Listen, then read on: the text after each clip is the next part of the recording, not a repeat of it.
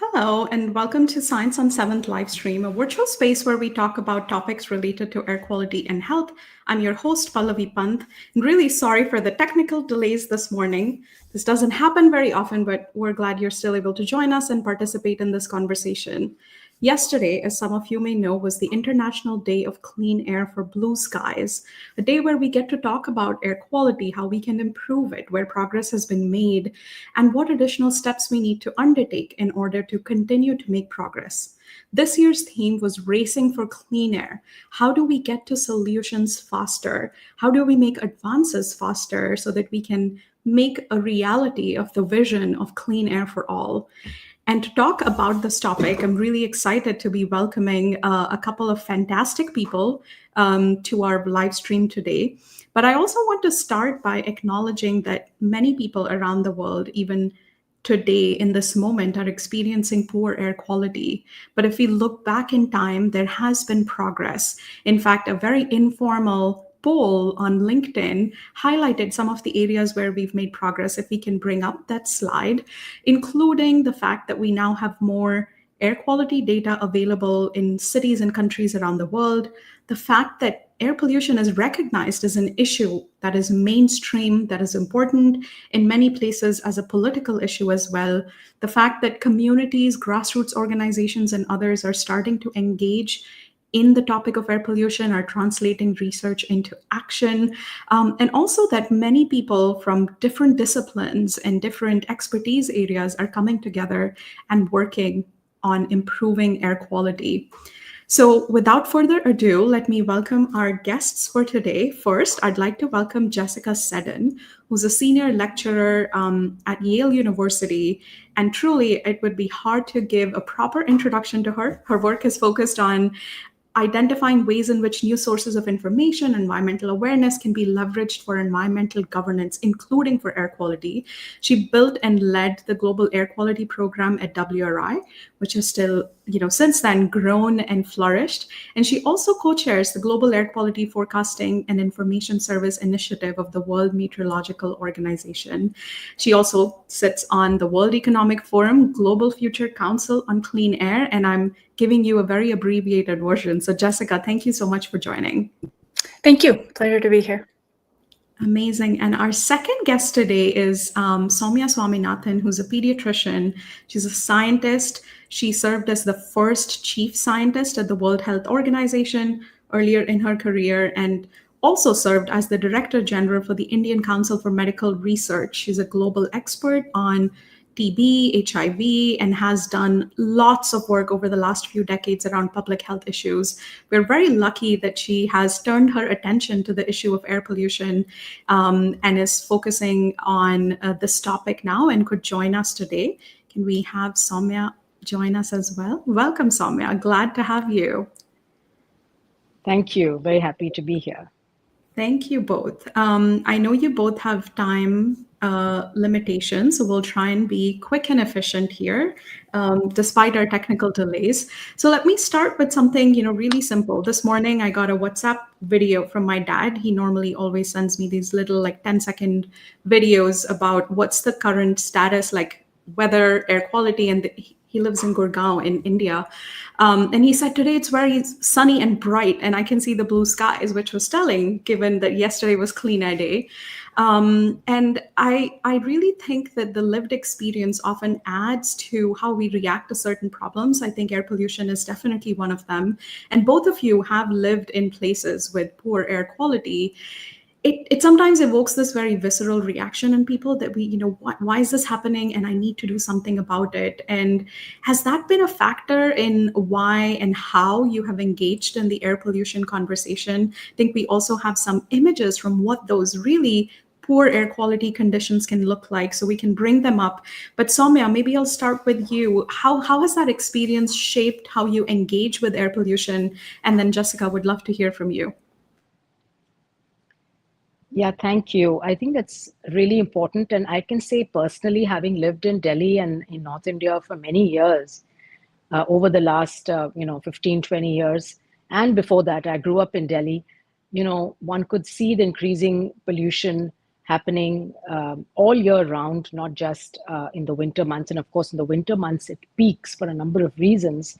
And I used to go out regularly on a morning walk, when I lived in Delhi. And because we lived in a nice environment, there was plenty of greenery and space and, but what used to happen is that I used to fall sick very often after I went out on these early morning walks. And I realized I'm probably doing more harm than good. Because on the one hand, I'm trying to exercise, but on the other hand, all of that harmful toxic material I was breathing in, was definitely affecting my lungs. And so I had to make this very difficult choice, between exercise and being, having good respiratory health. And as a pediatrician, I've seen wards full of children who come in sick during the winter months with exacerbations of their bronchitis and asthma and pneumonia. And unfortunately, it's kids suffer more than adults do because they have smaller lungs, they breathe faster, they're smaller, they're closer to the ground, which is where all the particles tend to settle. So it's terrible to be in a pediatric ward during those months when there's peak air pollution, and to see all those suffering children gasping for breath. That's really one of the reasons that I'm driven to do something about better air quality.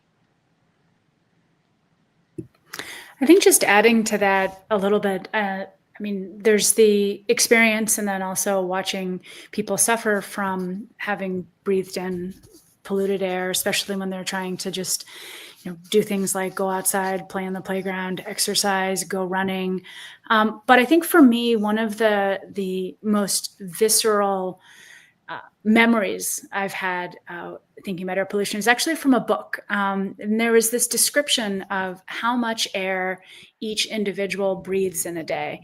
And it's basically about 10,000 liters a day, enough to fill a swimming pool every single day of the atmosphere coming inside each of our bodies. And it hit me with a flash, a little bit like that optical illusion where you see two faces and a vase in the middle. First, you see the vases, you think, oh, my lungs, but then you see the vase in the middle. And when you think about the atmosphere literally reaching inside each of us, it becomes absolutely compelling to do something about that shared air. And that small swimming pool every day that comes in and out is, for me, quite a motivation to continue to work on air pollution. Yeah, that's a very I think that's a very powerful way to also visualize this problem. And a lot of conversations tend to focus on all the problems we have, rightly so. We need to worry about what the problems are and define them correctly. But I'm hoping that our conversation today is more about progress and opportunity. And Soumya, you've had an amazing career across many institutions and also your leadership at Our Common Air in recent years. From your vantage point, where have we made progress? And are there cases and instances that give us hope for that idea of clean air for everybody? Mm-hmm.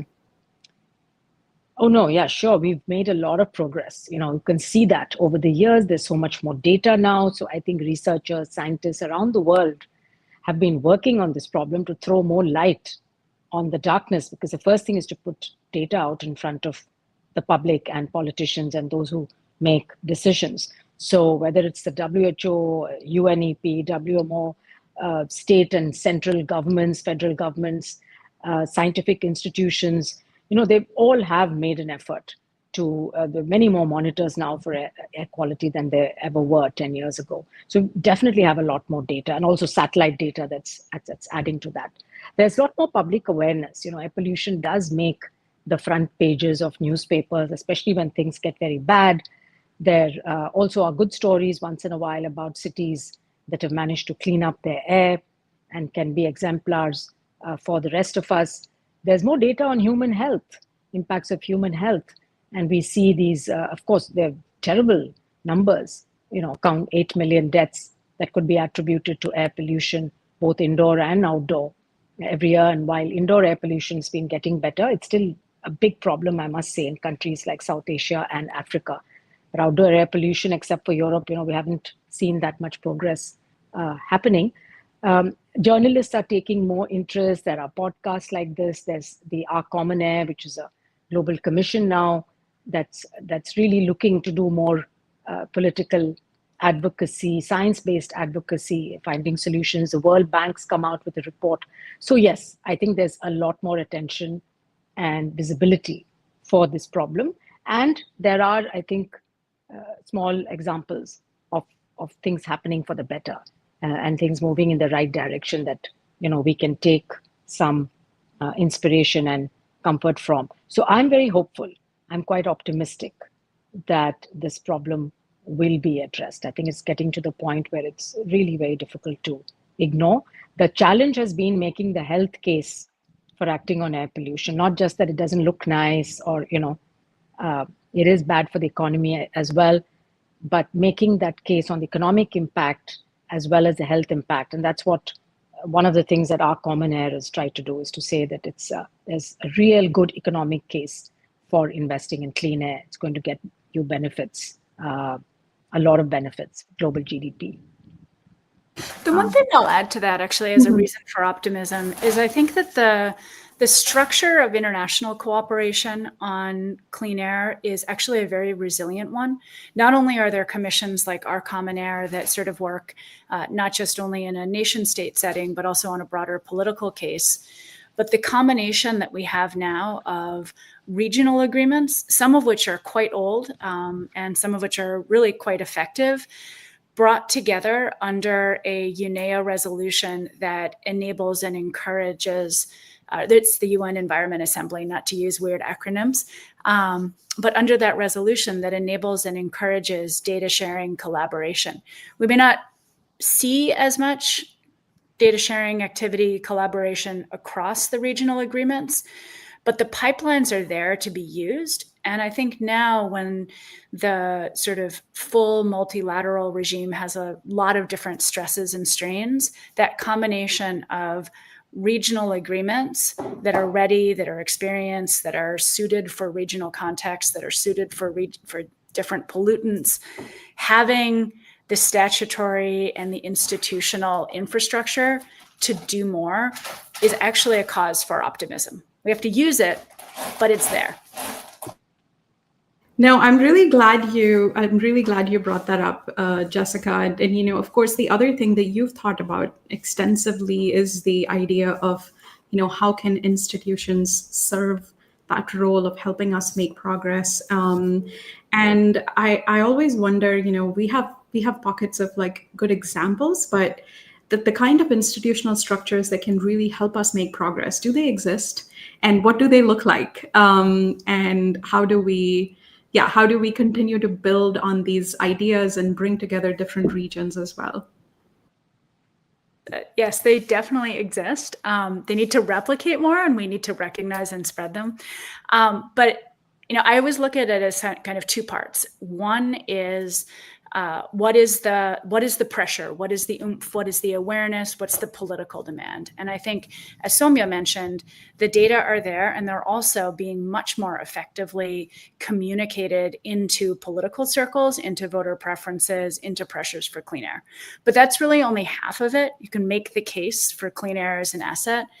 But on the other side, there are also all of the little frictions that prevent emission reduction and the implementation of not just regulation to shut down pollution, but also building new infrastructure for cleaner cooking, for electric vehicles, for renewable power. That's an infrastructure question, and that needs to be done. So on that side, the kinds of institutions that are especially important are any form for cities, regions, states to collaborate across boundaries. Mm-hmm. Air pollution does not stop at the city border. It doesn't stop at the state or national border. And on that front, there are some great cases. There's the Long Range Transboundary Air Pollution Convention at a There are interstate regional agreements. India has been leading on expanding some of the interstate agreements. There are city level agreements. The South Coast Air Quality Management District is actually kind of an organic multi-city airshed level institution. So there are a lot more that can be learned from, can be copied. There are great lessons. The second big cluster of these institutions to reduce the friction is also policies and regulatory or fiscal structures that allow for recognizing the benefits of clean air along with other goals. So maybe the primary goal is to enhance connectivity for trade or for goods movement. Air pollution as a metric in evaluating that budget expenditure, that's starting to become more and more common. And again, there are multiple examples from federal, from unitary, from city, from multi-level development bank. There are lots of examples to learn from. There's no shortage of institutional experience in dealing with both the pressure and reducing the friction. So that's another reason for optimism. Now that definitely is, and I think it also kind of makes me wonder, Soumya, one of the ways that people often tend to talk about air pollution to make it more visible for people is through the connection with smoking. How much air pollution are you getting exposed to, and what does that mean in terms of breathing in cigarette smoke? And smoking as an area, especially in the public health context, is one where we've made significant progress at the global scale. Are there lessons from those types of large-scale global interventions that were multi-institution led, that had financing behind it and continue to have those structures in place? Are there things we can learn from those types of interventions and apply them to air pollution in some ways? Mm-hmm. Yes, I do think we can, because once we recognize that something is a huge risk factor for health, and today if you look at indoor and outdoor air pollution together, it's the single largest risk factor for health. That's what the IHME data shows, and it's even more so in developing countries. So that's the first thing. The second thing is are there solutions? Can we do something about it? Yes, we can. In the case of smoking, it's behavioral and individual level action that's more important. In the case of air pollution, it would be more institutional, societal level, larger system level changes that we need to make. But there has to be, like every company, for example, needs to be aware of what the do's and don'ts, and they need to be monitored. And if they're not following the rules, then whether it's a construction company or whether it's a emissions, a big industrial house putting out emissions, or whether it is agricultural stubble burning, there are things that governments can do more, and that is things like addressing the energy deficiency of poor households. In Africa, you still have 600 million people without energy access. In large parts of South Asia, they may have partial energy access, but they're still using biomass for their cooking and heating needs. Now, those can be addressed through an interim solution like LPG before we can completely move to electric, based on renewable energy and so on. So there are solutions there. So I think identifying the solutions, then seeing what the regulatory and legal frameworks you need, like was done for tobacco, getting countries to sign up. And as Jessica was saying, many of these things require a cross-border, a regional approach. So getting regions to set air quality standards, for example, in India, you have all of the countries around Nepal, Pakistan, Bhutan, and of course, the whole of North India, all forming one large airshed. And so, you have to have the same actions and the same intent and the same kind of monitoring and reporting of data to happen if you really want to achieve the kind of ambitious targets that we want. And in large countries, of course, the cross-boundary issue of across states as well. There's no point one state addressing. So one of the challenges has been that we focused on cities, for a long time, thinking that cities are the only places which suffer from air pollution. But that's not true. We know that. And a lot of the pollution is coming from outside the cities, and people in rural areas are also suffering from very high levels of air pollution. So I think taking the airshed approach. But to come back to your question, yes, I think that we do have very good examples of large public health programs which are multi-sectoral, like tobacco, like tuberculosis, for example, that where the world has come together to set, and the regions as well, to set certain targets, and they do collaborate, they do share data and technology and resources. Financing is a very important, and I think we need to leverage more climate financing to address the air pollution issue as well. Thank you so much for sharing that. And I think also within the air quality community, perhaps we need to be thinking more creatively about how we can learn from these other large-scale programs. And one common refrain we hear a lot is, we need more data and we need more information. But do we at this point really need more data? I think it's a question I struggle with a lot. And I understand that we need data to track progress over time. We always want to know more. But Jessica, maybe I'll start with you on this question, since you've also thought about this. Do we know enough to act? And where do we really need more data at this point in time? So in a technocratic or technical sense, absolutely not. We have plenty of data to make quite a strong case to act. And for most places, even if there isn't an exact source attribution or source apportionment, there's enough to identify the top 2 or 3. Even where there isn't a source attribution, there's enough to know what are likely candidates, sort of no regret candidates. So in a technocratic sense, no, we don't need more evidence. In a political sense, clearly we do. If you look at the remaining pockets of poor air, and I wouldn't say pockets, remaining areas in which air pollution is a problem. And the political use of data and the political needs for data are sometimes different than just the straightforward describe the problem, assess the sources, identify the costs and benefits. There are things like data that enable accountability. So very specific source attribution. So even my cat agrees with this, especially with the very specific source attribution. Data that allows for the tracking and feedback on policy, and not just for the government, but also for accountability purposes. The kinds of data that enable clean air benefits to be recognized at policy tables other than environment ministries. So in finance ministries, in public health insurance programs, in assessments of agricultural yields.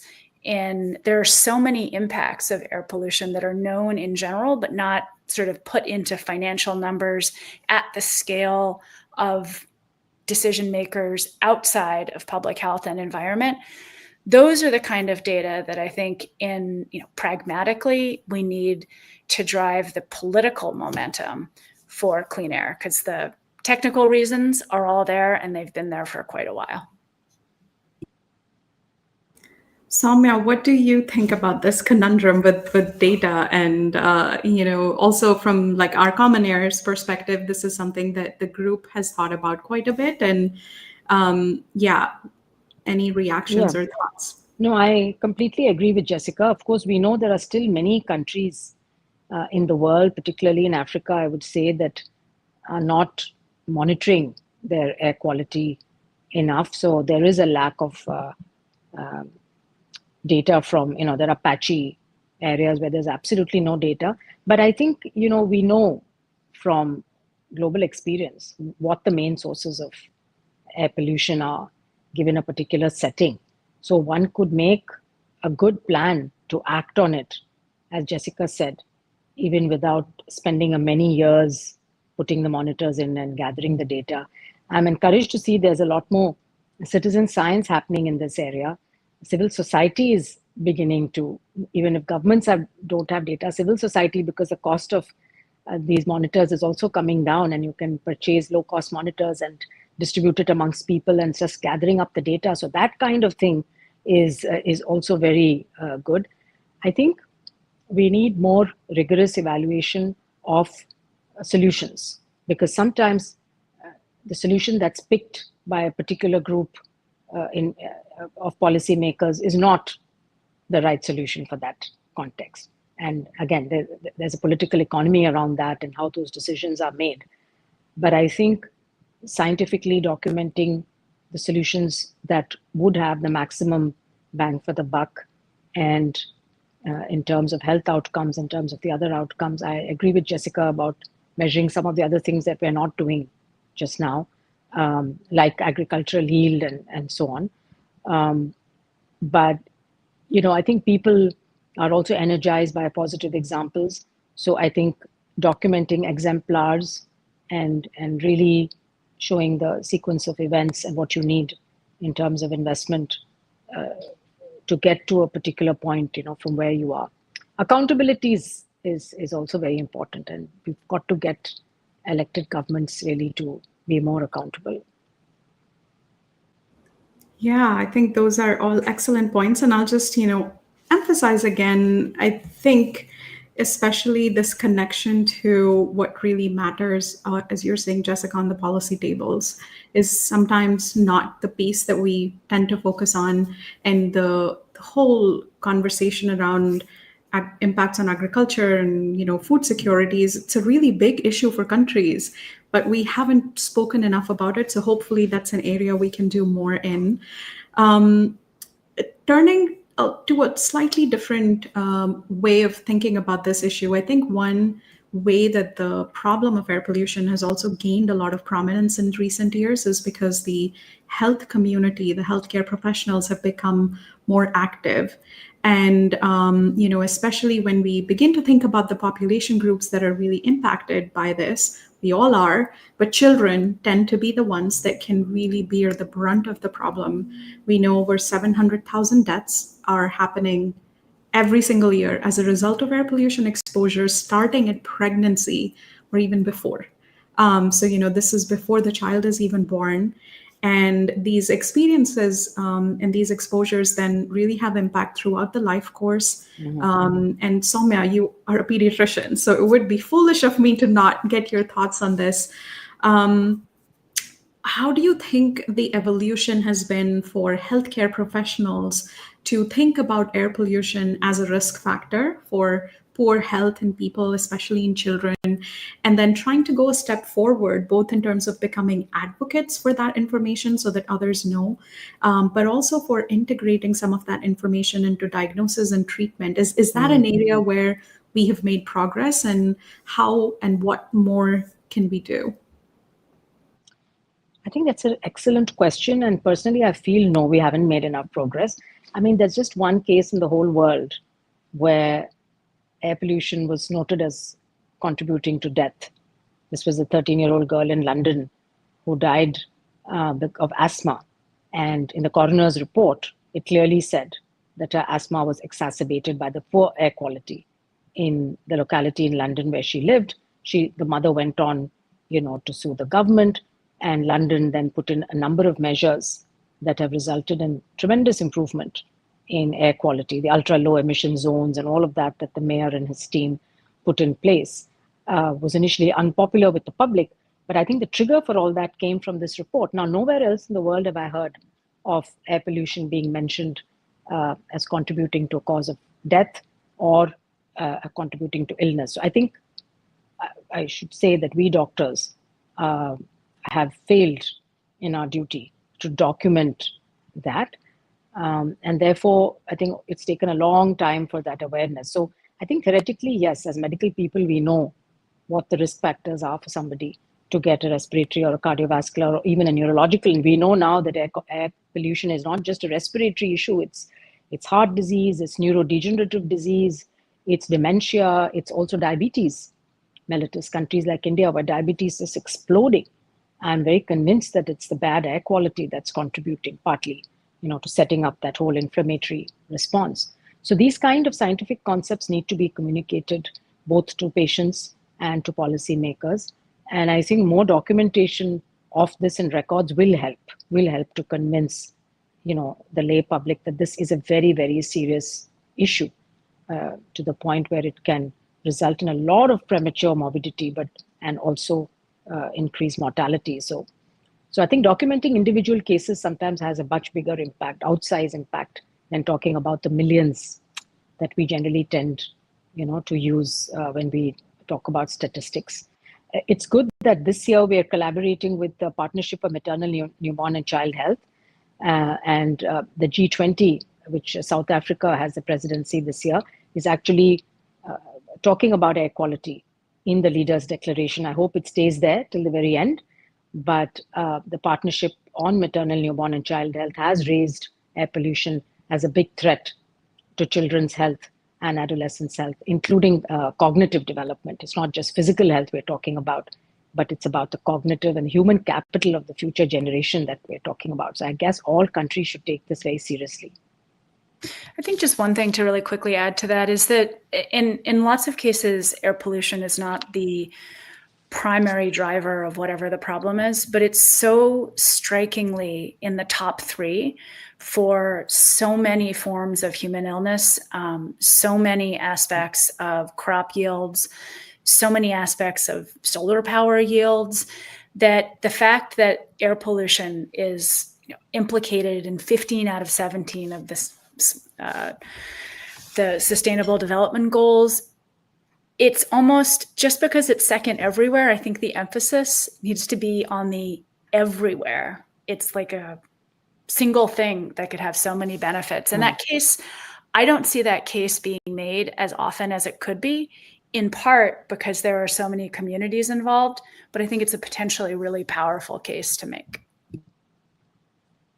No, that's a really good point. And actually, on that note, as we are coming close to our time here, I wonder if you'll indulge me in a quick game where we can imagine our future. So, today we've talked about a whole host of things where we've seen progress. And let's imagine 5 years from now, we're meeting again on a sunny afternoon. What are you feeling, and what progress are we celebrating together at that point in time, 5 years from now? Soumya, I'll start with you and then come to Jessica. Well, hopefully I'll be sitting in a place where I can keep all the windows open. There's clean air outside, blue skies that I can see in places where normally one could not, that schools don't have to close down because the pollution is so bad, and that the wards are not full of wheezing and coughing people in the winter months.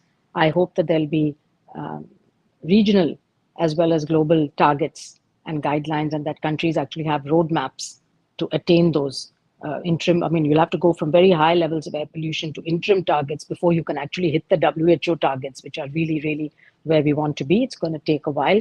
But if we start tracking, monitoring, have accountability, have regional networks, and put in place the mechanisms, strengthen the institutional mechanisms wherever needed to implement the solutions, then I think we'll be well on our way to really having clean air within the next decade everywhere. I think similarly to that, when I look ahead, I mean, perhaps some of the changes that are happening now in terms of funding for environmental observation, funding for international organizations, enforcement and attention to regulation, some of the things that look sort of like as if they're weakening now may also create space for rethinking how to be most efficient in converting available resources into things that are good for voters, good for people, good for ecosystems. And so my hope, and I actually think it's a pragmatic hope, is that that drives a greater recognition of clean air as really a bargain. It's a bargain in political terms, it's a bargain in health terms, it's a bargain in cognitive and sort of national intelligence terms, it's a bargain for enhancing crop yields, it's a bargain for making sure you get the most out of investment in solar panels. And maybe, just maybe, in the next 5 years, the tightening that we see now will focus the attention on that bargain, and we'll get to the cleaner air that Soumya outlined. I don't think it's implausible, and that could be maybe 7 years, but Single digit. I'll take 7. That sounds good. And I think it's a good set of things to be working towards where we know we can make progress. And what I'm really taking away from this conversation is, we do know what we need to do, although we might need to fine tune it based on, people that we're trying to convince or audiences that we're trying to engage.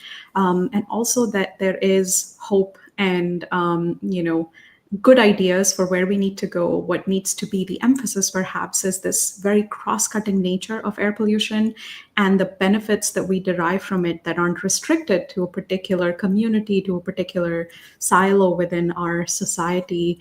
And I think one really good positive thing that I do want to highlight is today, Ghana has adopted, after a few years of discussion and work, its air quality management framework, which is great news. So countries are stepping up and they're starting to get on that pathway towards clean air through the interim targets, through sectoral actions.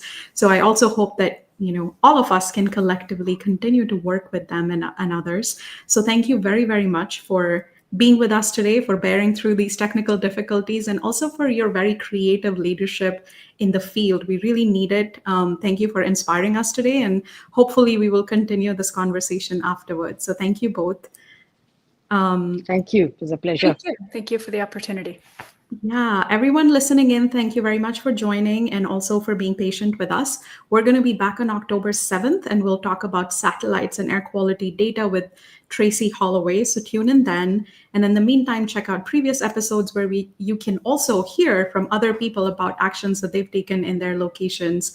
Thank you very much, and have a wonderful day or evening based on your time zone. Thanks, everyone. Thanks. Bye. Thank you. Thank you. Bye-bye. Bye.